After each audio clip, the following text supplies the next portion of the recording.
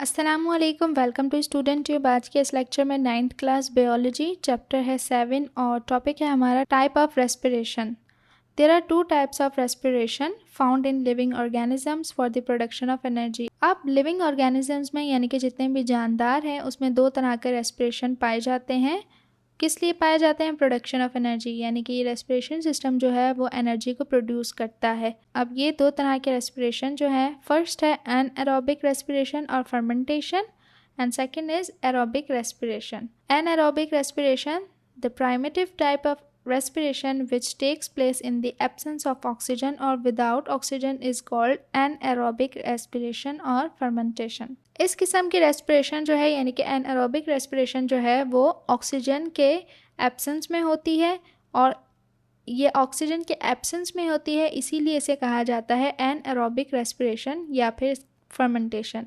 There are special conditions where oxygen is not available, so the organisms adapt themselves to break down their food without oxygen, which is called anaerobic respiration or fermentation. It takes place in some bacteria, fungi, endoparasite and sometimes in animals. कुछ special conditions होती हैं जब oxygen जो है वो available नहीं होती, तो तब जानदार जो है किस तरह से अपने फूड का ब्रेक डाउन करके उसे एनर्जी हासिल करें विदाउट ऑक्सीजन, तो इसीलिए इसे कहा जाता है एनएरोबिक रेस्पिरेशन और फर्मेंटेशन। अब ये किस में होती है?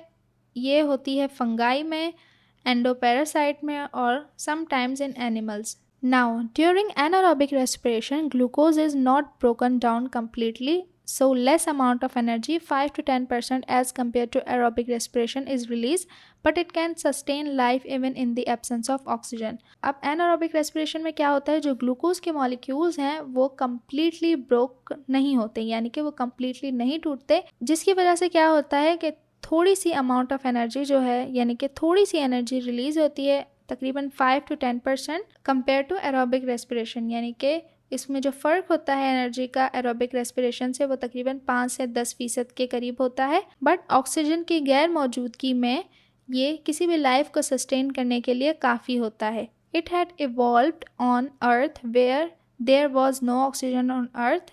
There are two types of anaerobic respiration. अब ये इवॉल्व कहाँ पे हुआ था? अर्थ के उस पार्ट में जहाँ पर ऑक्सीजन नहीं पाई जाती। अब एनारोबिक रेस्पिरेशन की भी टू टाइप्स हैं। Alcoholic fermentation, the bacteria and fungi respire aerobically, but when these organisms are deprived of oxygen they stop respiration aerobically and start respiring anaerobically instead.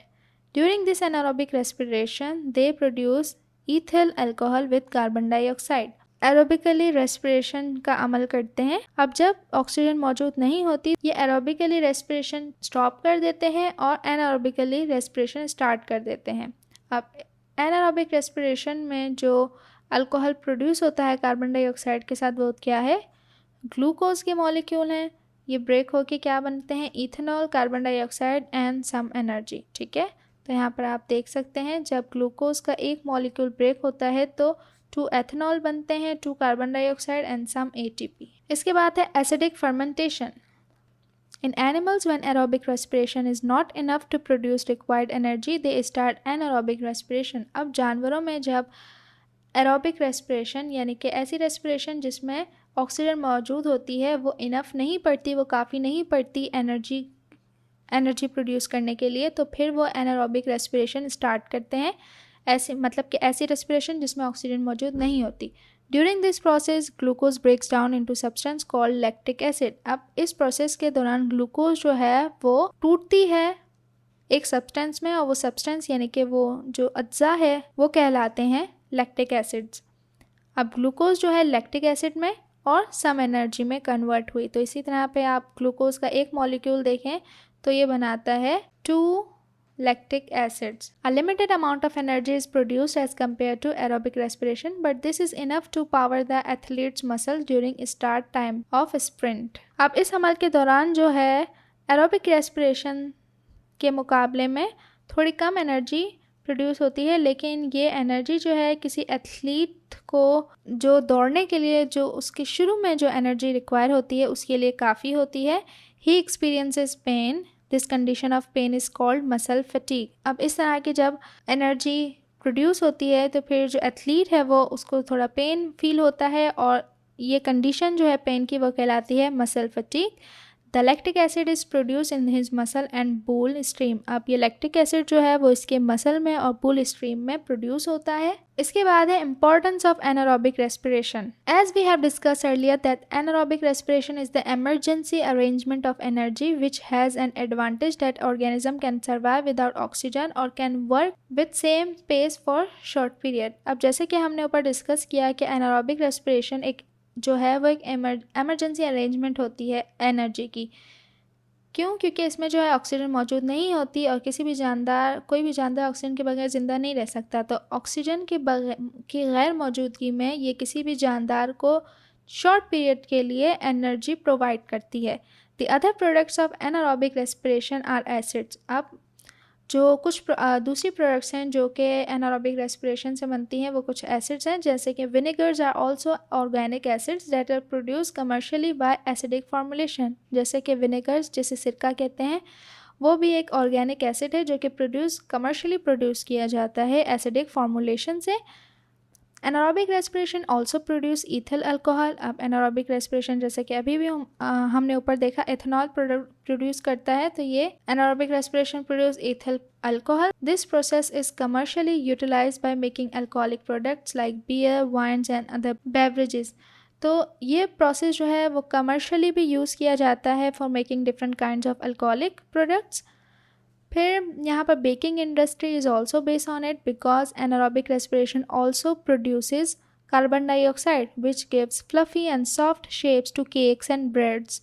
Also break down of starch into complex sugar to form bread and pizza. Anaerobic respiration का जो अमल है वो baking industry में भी use होता है, क्योंकि anaerobic respiration जो है वो कार्बन डाइऑक्साइड प्रोड्यूस करता है जो कि केक्स एंड ब्रेड्स को एक फ्लफ़ देता है, उनकी जो शेप है वो सॉफ्ट करता है और उसमें फ्लफ़ीपन पैदा करता है, और साथ ही ये स्टार्च जो होता है उसमें जो कॉम्प्लेक्स शुगर होती है उसे ब्रेक डाउन करता है, जिससे ब्रेड और पिज़्ज़ा बनते हैं। So now we have second type of respiration which is aerobic respiration, type of respiration where food breakdown occurs in the presence of oxygen to produce energy।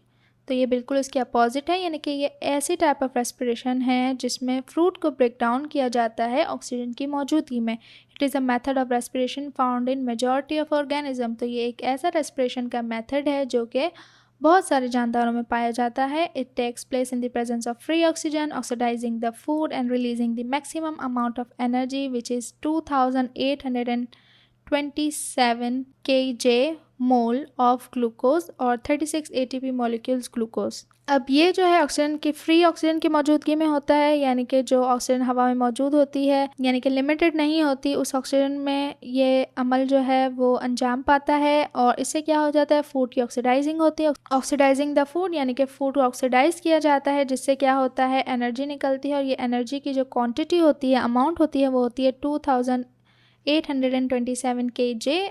ये जो quantity है वो ग्लूकोज की होती है और 36 ATP मॉलिक्यूल्स निकलते हैं। The end products of aerobic respiration are carbon dioxide and H2O। So aerobic respiration की जो एंड प्रोडक्ट है, यानी कि जो इससे प्रोडक्ट बनती है बेसिकली, वो है कार्बन डाइऑक्साइड एंड H2O।